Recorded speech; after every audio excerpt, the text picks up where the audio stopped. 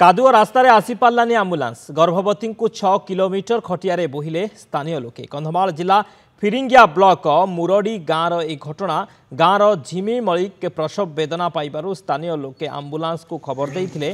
कटापंगा ठारू डमांगपदर गाँ पर्यंत रास्तार शोचनीय अवस्था थिबारु आसी पार्लानी आंबुलांस फल बाध्य होई गर्भवती को खटिया बोही आंबुलांस निकट में पहुंचाई स्थानीय लोके।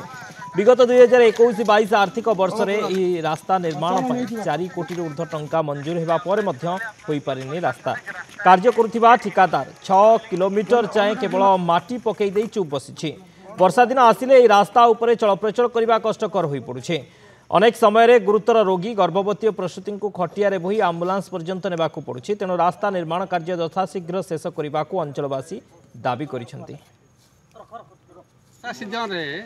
जमती कादपद पचर देखले तो आप एमएल आमर जिला प्रेसिडेंट से मैंने निजे तो बुझे तुरंत ये रास्ता मेटालिंग है कि सहज लोक आम जो गाड़ी जापर ये रास्ता असुविधा जो सुविधा हो आम जिते दाबी कले आम काली करदेबू सप्ताह करदेबू एमती से सुपरवाइजर ठक हो तेणु चेंज कर